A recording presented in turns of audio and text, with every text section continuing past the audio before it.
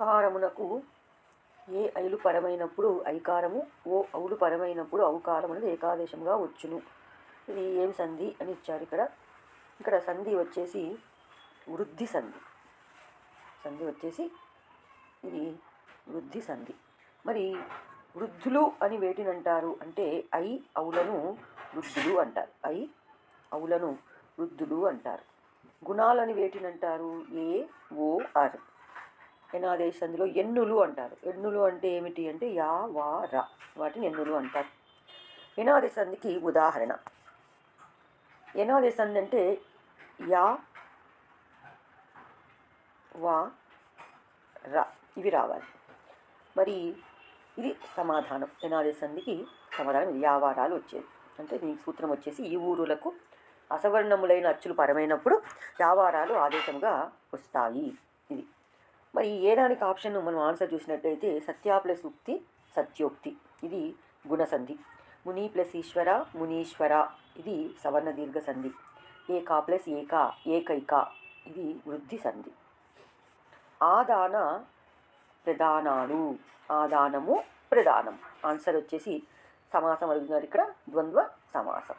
Next రూపక సమాసము కాని పదం. ఇక్కడ కానిది అనేది మనం జాగ్రత్తగా గమనించుకోవాలి.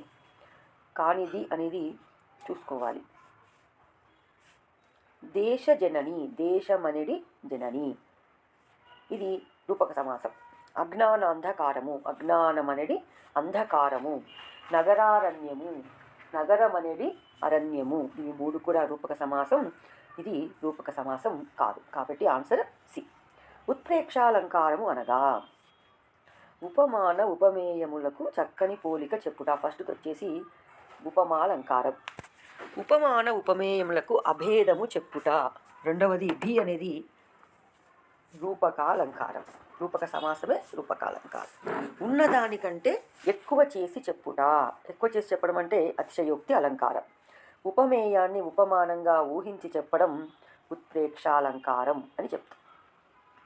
ఇక్కడ మనకు అలంకారం ఒకటి అయిపోయింది. ఇంకొక రెండు అలంకారాలు మనకు తప్పకుండా ఇస్తారు. దాంట్లో ఒకటి అయిపోయింది, ఇంకొకటి మనం చూద్దాం. నందనందన నీకు నమస్కారం. నంద నందన, నంద నంద రెండు సార్లు వచ్చింది కాబట్టి ఇది చేకాను ప్రాసాలంకారం.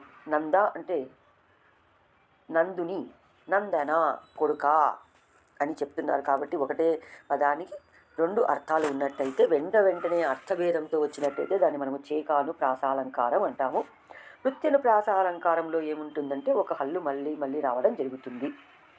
లాటాను ప్రాసాలంకారంలో ఈ యొక్క తాత్పర్య భేదంతో మనకు హల్లుల జంట వస్తుంది. అంత్యానుప్రాసాలంకారంలో పదం చివర కానీ పాదము చివర కానీ వాక్యము చివర కానీ ఒకే అక్షరము మళ్ళీ మళ్ళీ వస్తుంది. మధ్యభ పద్యపాదం యొక్క గణాలు వరుసగా. మధ్యభం అంటే 20 అక్షరాలు ఉంటాయి. దానిలో సభరణమయవ అనేటటువంటి గణాలు ఉంటాయి. దాని యొక్క యతిస్థానం 14వ అక్షరం. మస జస తతగా, ఇది శార్దుల పద్యం యొక్క గణాలు. దీంట్లో 13వ అక్షరం యతిస్థానం. దీని యొక్క అక్షరములు 19. తర్వాత నజ్జ భజ జజరా, చంపకమాల యొక్క గణాలు. దీంట్లో 21 అక్షరాలు ఉంటాయి. ఇవి మూడు కూడా మనము వృత్త పద్యాల కింద చెప్పుకుంటాము. ఇది మనకు తెలియనిది కాబట్టి మనం దాని గురించి ఇప్పుడు తెలుసుకోవాల్సిన అవసరం లేదు. సీస పద్యం చివర క్రింది పద్యం ఉంటుంది. ఏముంటుంది సీస పద్యం చివర? తేటగీతి కానీ ఆటవేది కానీ ఉండాలి.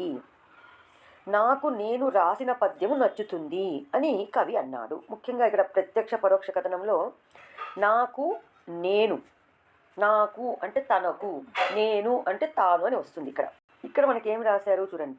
తనకు తాను రాసిన పద్యము నచ్చుతుందని కవి అన్నాడు. ఇది మనకు సమాధానం అన్నమాట. అయితే ఎలా మనం సమాధానాన్ని మనం మార్చుకోవాలి పరోక్ష కథనంలోకి అంటే, ఫస్ట్ ఏమో ఈ నాకు నేను ఉంది కదా, ఈ నాకు నేను అనేది మార్పు వస్తుంది. తర్వాత ఇక్కడ నచ్చుతుంది ప్లస్ అని, నచ్చుతుందని అనేది మనం గమనించుకోవాలి. నచ్చుతుందని కింద కూడా ఉంది చూడండి. తనకు నేను రాసిన పద్యం నచ్చుతుందని ఉన్నట్టే చూసుకోకూడదు మనం ఇక్కడ, ఎందుకంటే ఇన్వర్టెడ్ కామర్స్ అని ఉండవు. ఫస్ట్ స్టెప్ 1 ఏంటి? పరోక్ష కథనంలోకి వెళ్ళాలంటే స్టెప్ 1 వచ్చేసి ఇన్వర్టెడ్ కామర్స్ రిమూవ్ చేయాలి. స్టెప్ 2 వచ్చేసి ఈ నాకు నేను అనేటటువంటివి పరోక్ష కథనంలోకి మార్చుకోవడానికి తనకు తాను తమకు ఇట్లాంటివన్నీ మారుతూ ఉంటాయి. తర్వాత రెండవ ఇంటోటెడ్ కామర్స్ స్టెప్ 3 వచ్చేసి రెండవ ఇంటోటెడ్ కామర్స్లో నుంచి 2 పదాలు కూడా కలుస్తాయి, నచ్చుతుంది ప్లస్ అని. ఒకసారి మనం తరగతి గదిలో చెప్పుకున్నది గుర్తు తెచ్చుకుంటే ఇవన్నీ సులభంగా మనకు గుర్తుకొస్తాయి. సంయుక్త వాక్యంకు ఉదాహరణ. సంయుక్త వాక్యంలో మనం సింపుల్గా గుర్తుపెట్టుకోవాల్సింది కానీ, కాబట్టి, మరియు ఇవి మనం గుర్తుపెట్టుకోవాలి. ఇక్కడ ఇచ్చారు, ఫస్ట్ చూడండి. ప్రభుత్వము సంక్షేమ పథకాలు ప్రవేశపెట్టింది కానీ ప్రజలు ఉపయోగించుకోలేకపోయారు. ఇక్కడ కానీ అని వచ్చింది కాబట్టి ఇది ఆన్సర్.